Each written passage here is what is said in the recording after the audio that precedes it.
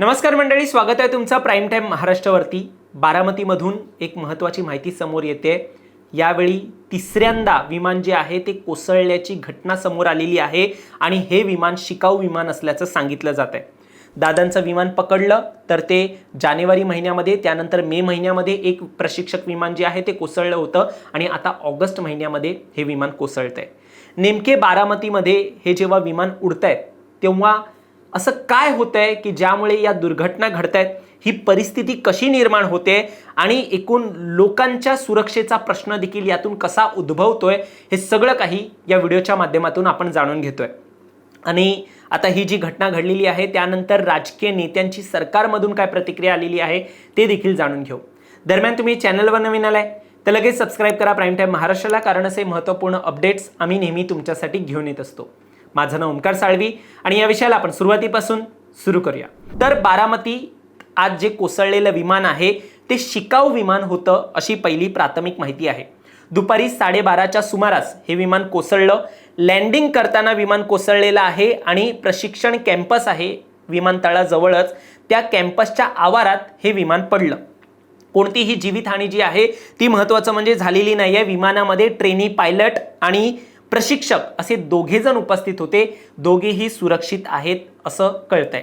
आता बारामती विमानतळ परिसरामध्ये ही घटना का घडते तर मिळालेल्या माहितीनुसार या विमानतळ परिसराच्या लगतच एक प्रशिक्षण स्थळ देखील आहे। तिकडे दोन संस्था जे आहेत जे विमान प्रशिक्षणाच्या साठी कार्यरत असतात, तिथे वैमानिक जे आहे ते प्रशिक्षण घेत असतात। त्यांच्यातलेच दोन विमान जे आहेत ते मागच्या काही घटनांमध्ये पडलेले आहेत। मे महिन्यामध्ये एक पडलं आणि आता ऑगस्ट महिन्यामध्ये हे प्रशिक्षण विमान जे आहे ते पडलेलं पाहायला मिळतंय।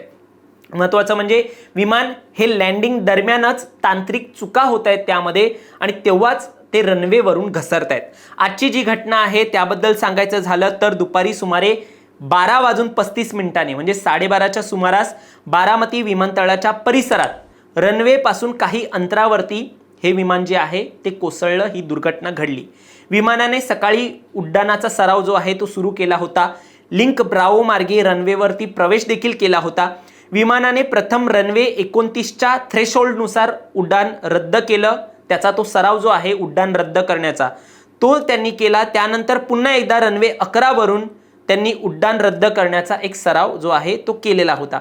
सरावादरम्यान वेग नियंत्रित न झाल्यामुळे विमान धावपट्टीवरती वेळेत पूर्णपणे थांबवता न आल्याने त्यामुळे ते रनवे 29ची हद्द जी आहे ती ओलांडून पुढे गेलं आणि धावपट्टीवरून घसरलं।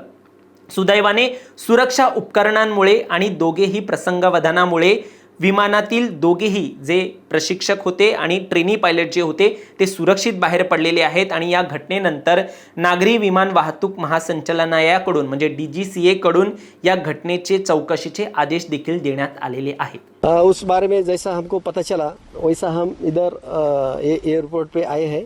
यहाँ पे हमने जाके देखा है तो वहाँ पे कारवार एविएशन के वाटर टैंगो CR जो विमान है उसका ट्रेनिंग जो पायलट है विमान चालक कैप्टन चिराग डोईफोड़े और कैडेट अभिजीत झुंडरे, ये अभ्यास के लिए वो रन पे वो ये कर रहे थे, प्रैक्टिस कर रहे थे।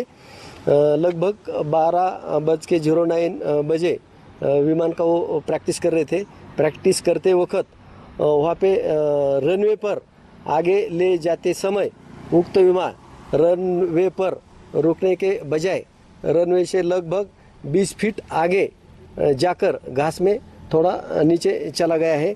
उक्त घटना में विमान क्रैश नहीं हुआ है और विमान को किसी प्रकार का नुकसान नहीं हुआ है तथा विमान से सवार किसी भी व्यक्ति को कोई चोट नहीं लगी है, ऐसा हो गया वहाँ पे। याआधी देखील अशाच पद्धतीने एक शिकाऊ विमान जे आहे ते 13 मे 2026 रोजी एक कोसळलं होतं। तेव्हा तर ते विमान शेतात थेट गेलेलं होतं। काही जे शेतकरी होते त्यांनी ही घटना जी आहे ती समोर आणली आणि सांगितली की कशा प्रकारे हे विमान शेतात उडताना पाहायला मिळालं आणि ते नंतर तिकडे लँड झालं, कोसळलं। आता या सगळ्यामध्ये जानेवारी महिन्यामध्ये देखील अजितदादांच्या विमानानंतर हे जे विमान उड्डाण होत आहेत त्यावरती प्रश्न निर्माण केला जात होता. म्हणजे तेव्हा तर कुणीच वाचू शकलं नव्हतं. सध्या हे प्रशिक्षण विमान कोसळलेलं आहे, यामध्ये सुदैवाने जीवितहानी झालेली नाही आहे. पण या सगळ्याचा तपास जो आहे तो आता सुरू आहे आणि अजूनही अजितदादांच्या विमानाचा देखील एक प्राथमिक रिपोर्ट समोर आलेला आहे, त्याचा देखील तपास अजूनही सुरू असल्याचं समजतंय. आता या ज्या घटना घडतायत त्यावरती सरकारने काय प्रतिक्रिया दिलेली आहे? सरकारच्या वतीने स्वतः प्रवीण दरेकर यांनी प्रतिक्रिया देत म्हटलेलं आहे की याची गांभीर्याने दखल जी आहे ती संबंधित यंत्रणांनी घेतली पाहिजे, कारण वारंवार या गोष्टी होत आहेत. सरकार नक्कीच संबंधित कंपन्या असतील त्यांना कठोर अशा सूचना देतील, किंबहुना कठोर नियंत्रणाची आवश्यकता आहे का याची तपासणी करायला सांगतील, कारण लोकांच्या जीवाचा प्रश्न यामध्ये निर्माण होतोय. त्यामुळे सरकार कठोरात कठोर पावलं उचलतील असं प्रवीण दरेकर म्हणतात. यात काही तांत्रिक अडचण आहे का विमानांमध्ये, किंवा एकूण या संपूर्ण प्रकरणांमध्ये प्रवासी जे आहेत त्यांचा देखील एक जीवाची काळजी घ्यावी लागते. त्यामुळे त्यांच्या संबंधित देखील वेगवेगळे निर्णय जे आहेत ते जर घ्यावे लागत असतील, त्याबाबत जर कारवाई करावी लागत असेल तर ती सरकार घ्यायला तयार आहे असे प्रवीण दरेकर एकूण या संपूर्ण प्रकरणावरती म्हणतात. आता प्रशिक्षण संस्था जे आहेत ते या विमानतळामध्ये कार्यरत असल्या कारणाने या अशा घटना घडताना पाहायला मिळतात. तुम्हाला या सगळ्यावर काय वाटतं? तुमचं मत देखील आम्हाला कमेंटमध्ये नक्की सांगा आणि असेच अपडेट्स पाहण्यासाठी सबस्क्राईब करा प्राईम टाईम महाराष्ट्राला. धन्यवाद.